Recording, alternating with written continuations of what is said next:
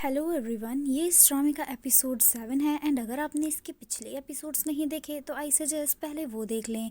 तो एपिसोड की स्टार्टिंग में नॉय मेड से पूछता है कि पा कहाँ है, तो मेड उसे बताती है कि वो तो सुबह सुबह ही कहीं चली गई। नॉय ये सुनकर थोड़ा शॉक होता है कि इतनी सुबह सुबह पा कहाँ चली गई। वहीं हमें मैडम नुआन का दिखाया जाता है जो मिस्टर सिंकॉन की सेक्रेटरी से कॉल पर कहती हैं कि मेरा बेटा आज आपकी कंपनी में प्रेजेंटेशन देने आ रहा है तो आप उसका अच्छे से ध्यान रखें। तो सेक्रेटरी कहती है कि मुझे मिस्टर सिंकॉन की सेक्रेटरी की जॉब आपकी वजह से ही मिली है, तो आपका एहसान तो मैं कभी भी नहीं भूलूंगी। आप टेंशन मत लीजिए, मैं आपके बेटे का यहाँ अच्छे से ध्यान रखूंगी और आपको पल पल की अपडेट्स देती रहूंगी। फिर मैडम नुआन कहती हैं कि वैसे मेरे बेटे का वहाँ कौन कौन कॉम्पिटिटर होने वाला है, तो वो बताती हैं कि कोई भी कॉम्पिटिटर नहीं है सिवाय एक छोटी सी कंपनी के। वहीं हमें दिखाया जाता है कि नॉय भी मिस्टर सिंकॉन की कंपनी पहुंच जाता है जहां सेक्रेटरी उन्हीं सभी जजेस के सामने लेकर जाती है। नॉय अपनी प्रेजेंटेशन स्टार्ट करने वाला होता है तो मिस्टर सिंकॉन कहता है कि मैं आप सभी को बता दूं कि ये मैडम नुआन का बेटा मिस्टर नॉय है। सभी शेयर होल्डर उसे बड़े ध्यान से देखने लगते हैं। तो नॉय कहता है कि भले ही मैं मैडम नुआन का बेटा हूँ बट आज मैं खुद को एनजे कंपनी की तरफ से रिप्रेजेंट कर रहा हूँ। तो उसकी ये बात सुनकर सभी जजेस काफी इम्प्रेस होते हैं। फिर वो अपनी प्रेजेंटेशन देता है। अपनी प्रेजेंटेशन देने के बाद जब वो बाहर आता है तो सेक्रेटरी कहती है कि मैं आपको रिजल्ट के बारे में इन्फॉर्म कर दूंगी और अभी मुझे दूसरी टीम को देखना है। तभी सामने से दूसरी टीम भी आ जाती है। पा को देखकर नॉय शॉक हो जाता है। तो पा उसके पास आती है एंड उसे कहती है कि ये मेरे बॉस मिस्टर थॉम हैं। तो सेक्रेटरी कहती है अरे आप दोनों तो हस्बैंड वाइफ हैं, इसका मतलब आप दोनों अब एक दूसरे के अगेंस्ट कंपटीशन करेंगे। तो पा कहती है भले ही हम दोनों मैरिड हैं बट हम अपनी पर्सनल एंड प्रोफेशनल लाइफ को मिक्स नहीं करते। एंड नॉय तो ये बातें बड़े ध्यान से सुन रहा होता है। थॉम इनसे खुद को इंट्रोड्यूस करवाता है एंड उनसे हेलो बोलता है। वो नॉय को भी हेलो बोलता है। तो नॉय कहता है कि फाइनली मैं तुमसे मिल गया, डा हमेशा तुम्हारे बारे में बातें करती रहती थी। तो थॉम बोलता है कि क्या मेरे बारे में बातें करती थी। तो नॉय कहता वो बताती थी कि पा तुम्हें अपना हीरो मानती है, वो तुम्हें हमेशा से ही बहुत फॉलो करती है। फिर ये लोग जाने लगते हैं एंड नॉय पा और थॉम को बड़े ही ध्यान से देखता है। जब ये लोग चले जाते हैं तो नॉय फिर से वापस टर्न करके देखता है एंड इसकी रिएक्शन से लग रहा है कि ये जेलस फील कर रहा है। एंड ये न्यूज की पा भी उसी कंपनी में अपनी प्रेजेंटेशन देने आई है मैडम नुआन को पता चल जाती है,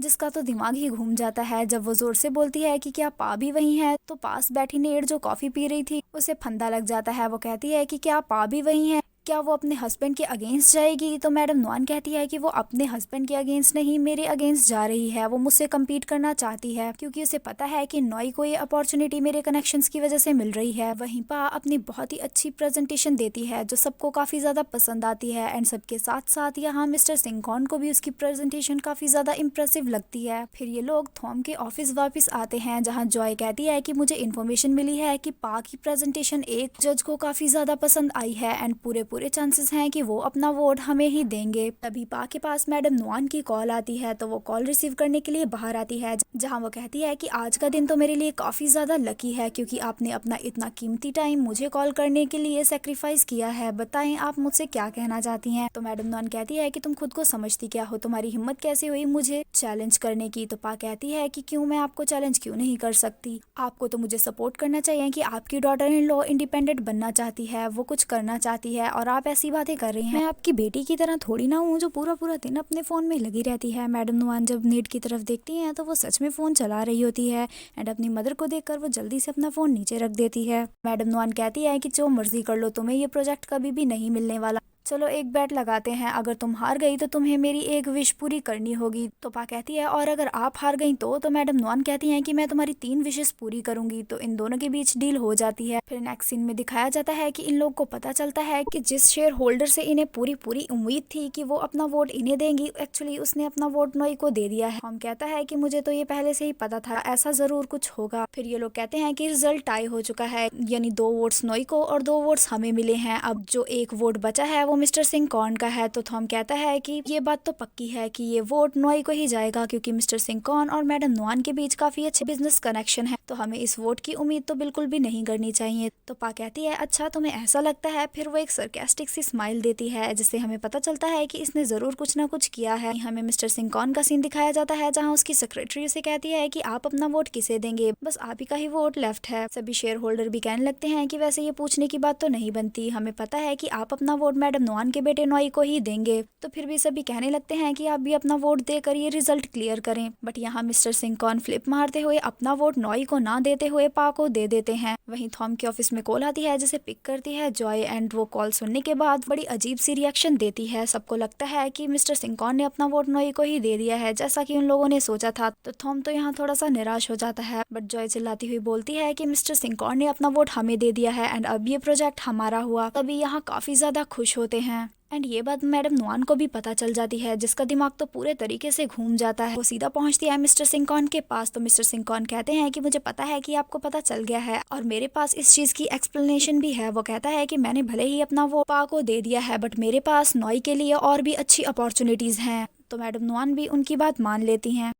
फिर नेक्स्ट सीन में दिखाया जाता है कि पा अपने घर पहुंचती है जहां नॉई उसे काफी ध्यान से देख रहा होता है। तो पा उसे कहती है कि क्यों तुम मुझे कांग्रेचुलेशंस नहीं बोलोगे। बट नॉई कहता है कि मुझे तुमसे डाइवोर्स चाहिए। तो पा कहती है पर रीजन क्या है। तो नॉई बताता है कि मैं तुम्हें जितना डेंजरस समझता था तुम उससे भी ज्यादा डेंजरस हो। तुम जो करना चाहती हो उसे करवाने के लिए किसी भी हद तक जा सकती हो। पहले मुझे लगता था कि तुम डा की इनोसेंट सी बहन हो बट मैं बिल्कुल गलत था। तुम तो बहुत ही ज्यादा डेंजरस हो, इसीलिए मुझे तुमसे डाइवोर्स चाहिए। कल 10 बजे हम डिस्ट्रिक्ट ऑफिस चलेंगे डाइवोर्स के लिए। तो पा उसे साफ साफ मना करती है एंड कहती है कि मैं तुम्हें डाइवोर्स नहीं दूंगी। तो नॉई कहता है कि मुझे मजबूर मत करो कि मैं तुम्हारे साथ कुछ गलत करूं। तो पा कहती है कि क्यों, तुम क्या गलत करोगे मेरे साथ। तो नॉई कहता है कि टेंशन मत लो, मैं तुम्हारे साथ कुछ भी गलत नहीं करूंगा।